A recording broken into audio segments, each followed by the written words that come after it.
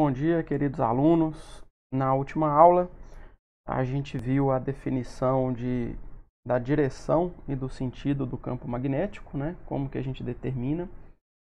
E ficou faltando o módulo do campo magnético. E o módulo do campo magnético tem tudo a ver com a força magnética que a gente vai discutir hoje. Vamos considerar uma situação, né? Situação mais simples, de um campo magnético uniforme.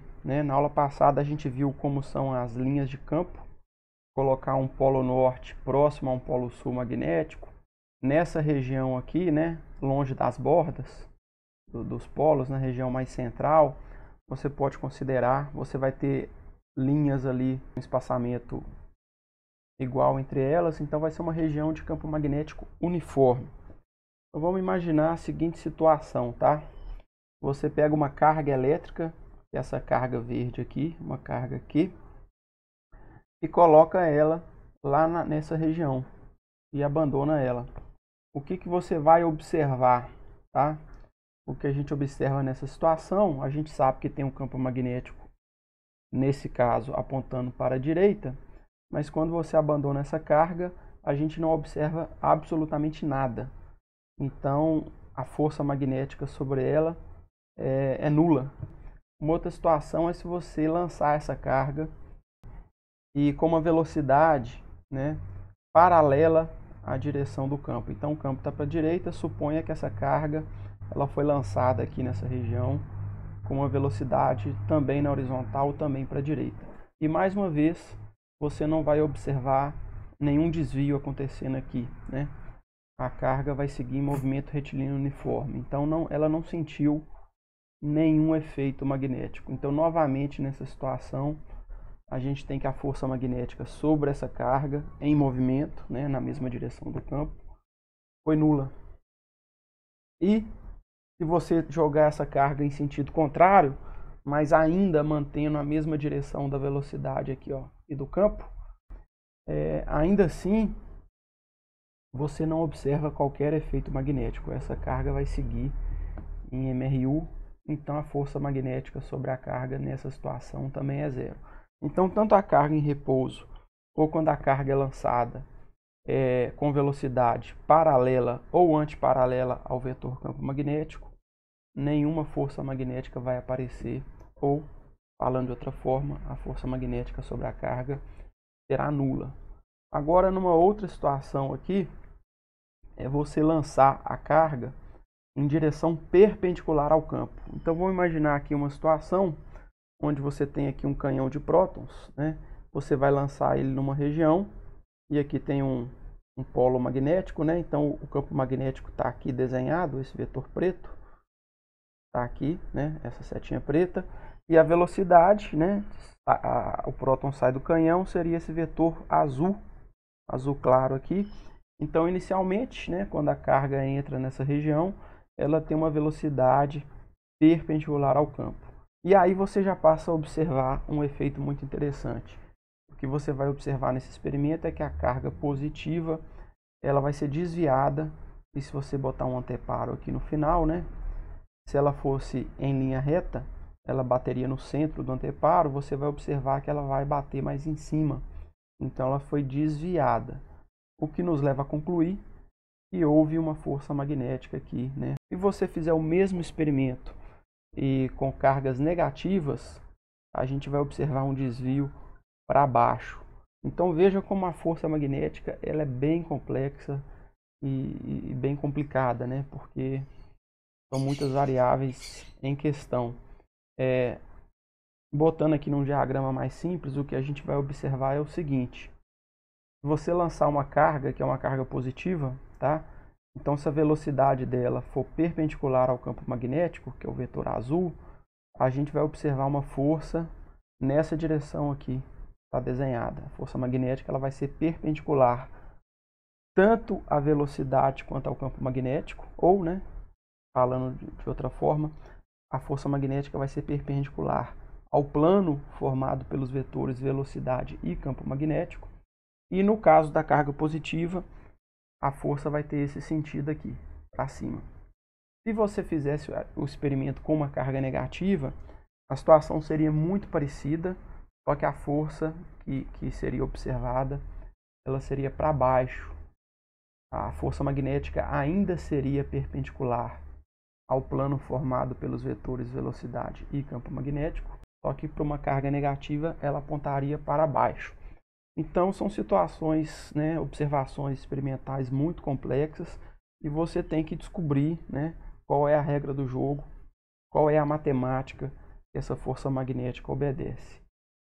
Colocando aqui de modo bem geral, né, vou sintetizar aqui o que é observado experimentalmente, mas no resumo da ópera o que a gente observa é o seguinte: quando você pega uma carga Q, que é essa carga verde aqui, se ela for lançada e com uma velocidade formando um ângulo θ com o vetor campo magnético, a gente sempre vai observar uma força magnética que vai ser perpendicular ao plano definido pelos vetores velocidade e campo magnético. E a gente vai observar algumas coisas. Então, a primeira observação que vai aparecer é que a força magnética ela vai ser proporcional à carga. Se a carga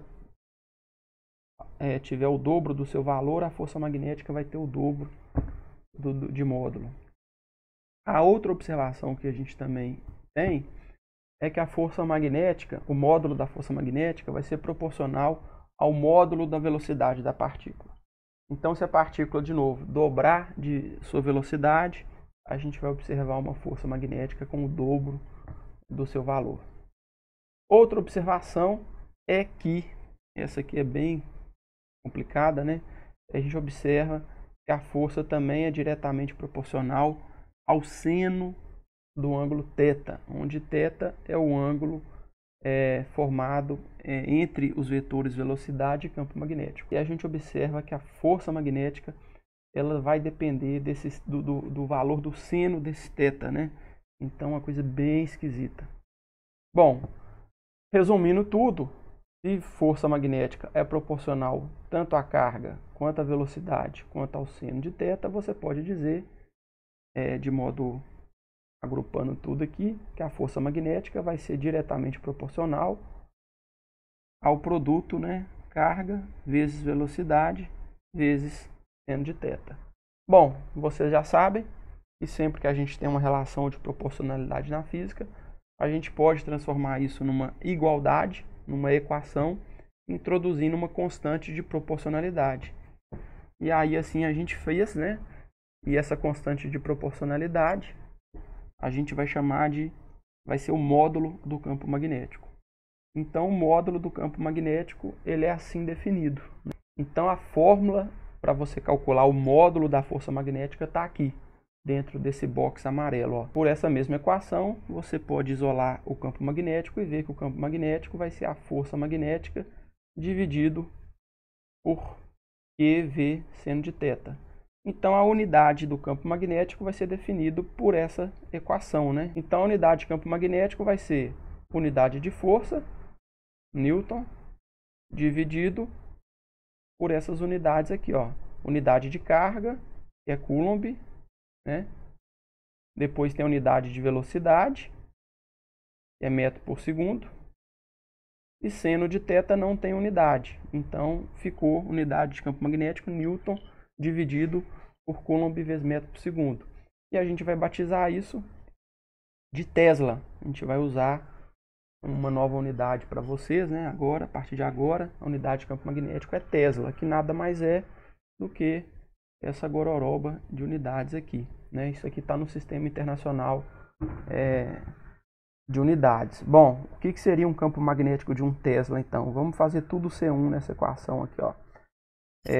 Vamos botar a força igual a 1 Newton, a carga igual a 1 Coulomb, a velocidade igual a 1 metro por segundo, e vamos botar o ângulo igual a 90 graus, para o seno ficar igual a 1. Então, se considera a seguinte situação: velocidade e campo magnético são perpendiculares, a velocidade é 1 metro por segundo, a carga é 1 Coulomb e a força magnética é 1 Newton. Quando isso acontece, o campo é igual a 1 Tesla. Então, um campo de 1 Tesla é aquele campo magnético que vai produzir uma carga de 1 Coulomb a 1 metro por segundo, movendo-se em direção perpendicular ao campo magnético, Então, um Tesla é o campo que vai produzir sobre essa situação uma força de 1 newton. Seria essa a ideia de magnitude aí do campo.